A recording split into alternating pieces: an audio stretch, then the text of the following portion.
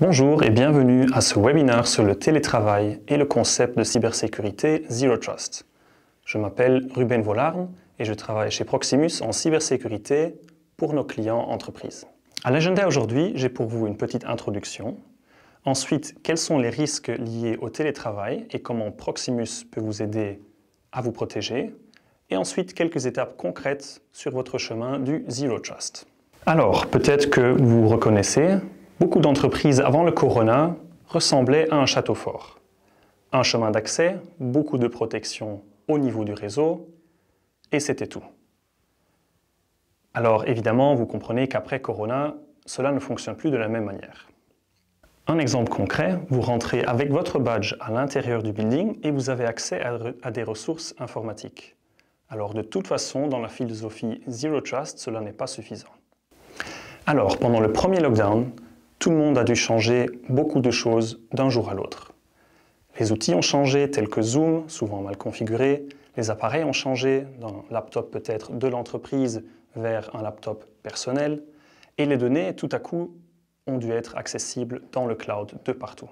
Du coup, il y avait deux cas de figure. Soit votre entreprise avait déjà une police de télétravail, dans quel cas il fallait quand même adapter les procédures et peut-être racheter des licences, ou dans l'autre cas, le télétravail n'était pas encore possible et il a donc fallu mettre en place une solution technique, écrire les procédures. Tout ça en une semaine, c'était quasi impossible sans faire des raccourcis au niveau de la sécurité. Parmi les nouveaux outils, sans doute que vous utilisez déjà des solutions as a service. Alors, il ne faut pas croire que parce qu'on fait du outsourcing, en utilisant par exemple quelque chose comme Office 365, que la responsabilité et la sécurité est aussi outsourcée. En effet, il y a différents niveaux de responsabilité pour vos données, pour l'infrastructure, etc. Vous voyez sur ce tableau différents niveaux de as a service, l'infrastructure, la plateforme ou le software. Dans tous les cas de figure, les données restent votre responsabilité. Vous devez donc toujours avoir une vue sur la sécurité et le contrôle de vos données. Le Zero Trust est justement un concept qui commence avec les données, notamment les données les plus cruciales à l'intérieur de votre entreprise et qui construit la sécurité autour en fonction de la criticité. Aussi, le fait que vous soyez à la maison avec votre laptop fait peut-être qu'il n'est plus tout à fait à jour, comme c'était avant géré à l'intérieur de l'entreprise. Toutes ces raisons ont eu comme effet qu'on a vu un pic incroyable de ransomware et de phishing en 2020. Alors la question est, comment limiter vos risques? Il faut connaître vos données, les protéger et ensuite évaluer et continuellement améliorer votre sécurité. Il y a des exemples quasi toutes les semaines, mais par exemple, en décembre 2020, l'entreprise de sécurité FireEye a été victime d'une attaque et s'est vu dérober tous ses outils justement de protection et d'attaque. Cette entreprise FireEye va sans doute aussi continuellement s'adapter et s'améliorer. Nous, chez Proximus, avons utilisé ces données pour mieux protéger un des ministères de notre pays. Alors, quelles sont les choses que vous pouvez faire maintenant, concrètement, pour commencer à vous protéger? Eh bien, une des premières choses que j'activerai, c'est le Multi-Factor Authentication, l'authentification forte, qui consiste à avoir un appareil, par exemple, qui vous envoie un chiffre à confirmer. Alors, 23% seulement des entreprises en Belgique l'utilisent, par exemple, sur leur environnement Microsoft. Même Donald Trump a oublié d'activer l'authentification forte sur son compte Twitter et, ayant un mot de passe très facile, MAGA 2020, s'est fait hacker par un hacker éthique des Pays-Bas. Aussi, nous en avons parlé, le cloud nécessite quand même la protection de vos données. Utilisez donc pleinement les outils de votre cloud.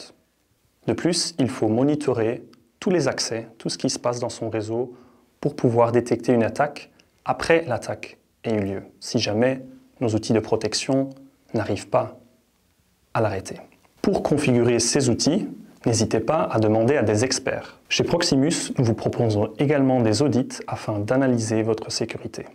Nous allons maintenant vous montrer un exemple qui prouve que la sécurité n'est pas toujours encombrante. Prenons l'exemple de l'authentification sans mot de passe. L'utilisateur veut accéder à une donnée dans le cloud. Il utilise son adresse mail et a son GSM proche de lui. Au lieu d'indiquer son mot de passe, il y a une notification qui est envoyée vers son GSM. Pour plus de sécurité, les fonctionnalités de biométrie peuvent être utilisées. Et voilà, l'utilisateur a accès à ces données. Et voici un autre exemple. Un employé essaye d'accéder à un fichier Excel, mais il n'a pas son laptop de l'entreprise. Il a donc le droit seulement de visionner, éventuellement d'éditer le fichier, mais pas de l'imprimer ou de le télécharger. Cet exemple est évidemment une balance entre la sécurité et la flexibilité. Et c'est quelque chose qu'on utilise chez nous en interne, chez Proximus. Ceci peut être très utile si votre PC est en panne, s'il faut faire un petit changement le dimanche soir sur le GSM, ou pour des consultants externes. Comment est-ce que Proximus peut vous aider dans la sécurisation de votre télétravail? Un exemple est un workshop de sécurité.